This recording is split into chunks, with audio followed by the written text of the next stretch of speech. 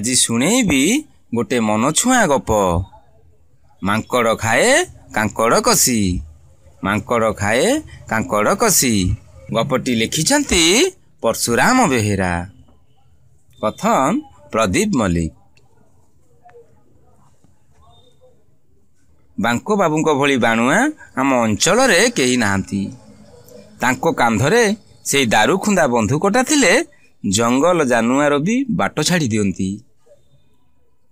ତାଙ୍କ ଯୁବକ ବେଳରେ ସେ ଅନେକ ବାଘ, ସିଂହ, ଗଣ୍ଡା, ହାତୀ ଆଦି ମାରି ସେକାଳର ଇଂରେଜ ସାହେବଙ୍କ ଠାରୁ ପୁରସ୍କାର ପାଇଛନ୍ତି ବୋଲି ବାଙ୍କ ବାବୁ ନିଜେ କୁହନ୍ତି। ଏମିତିକି ଆକାଶର ଚନ୍ଦ୍ର, ସୂର୍ଯ୍ୟ ଓ କେତୋଟି କୁନି କୁନି ତାରାଙ୍କୁ ତ ସେ ବନ୍ଧୁକ ମାରି ତଳକୁ ଖସେଇ ଦେବାକୁ ଚେଷ୍ଟା କରିଛନ୍ତି ବୋଲି ପୁରୁଣା ଲୋକେ ଜାଣନ୍ତି। ତେବେ ଏକଥା ସତ ଯେ ତାଙ୍କର ଲକ୍ଷ୍ୟଭେଦ ଅବ୍ୟର୍ଥ। ଉଡ଼ନ୍ତା ଚଢ଼େଇଙ୍କୁ ମାରି ଖସେଇ ପକାଇବା ତାଙ୍କ ବାଁ ହାତର ଖେଳ। ସେଇ ବାଙ୍କ ବାବୁଙ୍କ ବାଡ଼ିରେ ଦିନେ ହନୁ ମାଙ୍କଡ଼ଟାଏ ପଶି କଷି କାଙ୍କଡ଼ଟି ମାନ ଛିଣ୍ଡେଇ ଖାଇଲା। ସେତେବେଳେ ବାଙ୍କ ବାବୁ ଘରେ ନଥାନ୍ତି। ତାଙ୍କର କାଳିଆ ପୋଷା କୁକୁରଟା ମାଙ୍କଡ଼ ଗନ୍ଧ ପାଇ ଭୋ ଭୋ କରି ଧାଇଁ ଆସିଲା। କୁକୁରଟାର ଅରୁଚିକର ବୋବାଳି ଶୁଣି ମାଙ୍କଡ଼ ବିରକ୍ତ ହୋଇ ଧାଇଁ ପଳେଇଗଲା। ହେଲେ କୁକୁରଟା ବି ବଡ଼ ସାହସରେ ତା ପଛରେ ଗୋଡ଼େଇ ଗୋଡ଼େଇ ଭୁକୁଥାଏ। ହନୁ ମାଙ୍କଡ଼ ଆଉ ରାଗ ସମ୍ଭାଳି ପାରିଲାନି। ସେ କୁକୁର ପାଖକୁ ଧାଇଁ ଆସି ଠୋ ଠୋ କରି ଦି ଚାପୁଡ଼ା ବସେଇ ଦେଲା ତା ଗାଲରେ। ମାଙ୍କଡ଼ ଠାରୁ ମାଡ଼ ଖାଇ କୁକୁରଟା ବାପାଲୋ ବୋଉଲୋ କହି ଲାଞ୍ଜୁକୁ ପେଟ ତଳେ ପୂରେଇ ଏକାଥରେ ଯାଇ ବାଙ୍କ ବାବୁଙ୍କ ପିଣ୍ଡାରେ ଲୁଚି ପଡ଼ିଲା।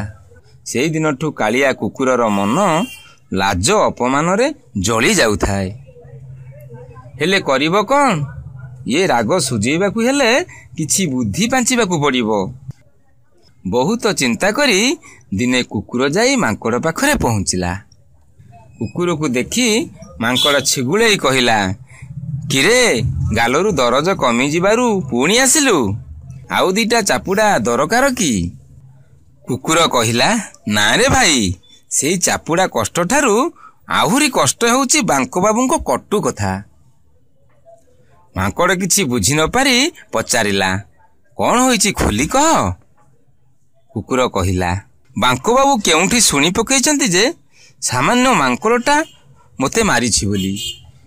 ତା ପରଠୁ ତ ସେ ଖାଲି କହି ବୁଲୁଛନ୍ତି ସେଇ ଅଲେଖାଣା ମାଙ୍କଡ଼ ଖାଲି କୁକୁର, ବିଲେଇ, ବେଙ୍ଗ, ମଶା ମାଛି ପରି ଇତର ଜନ୍ତୁକୁ ସିନା ଚାପୁଡ଼ା ମାରିବ, ଆଉ କ'ଣ ମଣିଷ ଦେହରେ ହାତ ମାରିପାରିବ? ମାଙ୍କଡ଼ ପଚାରିଲା, ତେବେ କ'ଣ କରିବା କହୁନୁ? କୁକୁର କହିଲା, ଯଦି ସେଇ ବାଙ୍କ ବାବୁଙ୍କ ଗାଲରେ ଚାପୁଡ଼ାଟିଏ ଲଗେଇ ଦିଅନ୍ତ ନା, ଜାଣନ୍ତି ଠିକ୍ ମାଙ୍କଡ଼ ଛୁଆ। ମୁଁ ଠଉରାନ୍ତି ନିଶ୍ଚିନ୍ତ ପୂର୍ବପୁରୁଷ ହନୁମାନ ରାବଣକୁ ଜବତ କରିଥିଲା, ଆଉ ବାଙ୍କ ବାବୁଙ୍କ ମୁହଁରେ ତାଲା ପଡ଼ିଯାନ୍ତା ସବୁଦିନକୁ। ମାଙ୍କଡ଼ ଏଥର ଗର୍ବରେ ଫୁଲି ଉଠି କହିଲା, ଏଇ କଥା, ରହ ଦେଖିବୁ। ତ ବାଙ୍କ ବାବୁଙ୍କୁ ଦେଖେଇ ଦେବି ଏ ମାଙ୍କଡ଼ ଛୁଆର କରାମତି କେତେ। ସତକୁ ସତ ତା ପରଦିନ ଓର ଉଣ୍ଡେଇ ମାଙ୍କଡ଼ ଯାଇ ବାଙ୍କ ବାବୁଙ୍କୁ ଦି ଚାପୁଡ଼ା ବସେଇ ଦେଲା। ଏବେ ଦେଖ ମଜା।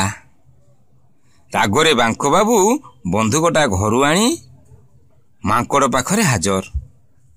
ଗଛ ଉପରେ ବସି ମାଙ୍କଡ଼ ଆରାମରେ ପାକୁଳି କରୁଥାଏ। ବନ୍ଧୁକ ବାଗେଇ ଧରି ତାକୁ ମାରିବାକୁ ଲକ୍ଷ୍ୟ କରିବା ମାତ୍ରେ ବାଙ୍କ ବାବୁଙ୍କ ମୁଣ୍ଡରେ ପଶିଗଲା ମାଙ୍କଡ଼ ମାରିବା ଭାରି ପାପ। ତେବେ ତାକୁ ଉଚିତ ଶିକ୍ଷା ଦେବା ଦରକାର। ଏମିତି ଭାବି ବନ୍ଧୁକର ଘୋଡ଼ା ଟିପିଦେଲେ। ଢୋ କରି ଶବ୍ଦ ହେଲା କ୍ଷଣି ହନୁ ମାଙ୍କଡ଼ର ଲମ୍ବା ଲାଞ୍ଜଟା ମୂଳରୁ ଛିଣ୍ଡି ଗଳି ପଡ଼ିଲା ତଳକୁ। ଯନ୍ତ୍ରଣାରେ ଚିତ୍କାର କରି ହନୁ ବିଚରା ରକ୍ତାକ୍ତ ହୋଇ ଧାଇଁ ପଳେଇଲା ଦୂରକୁ ଦୂରକୁ।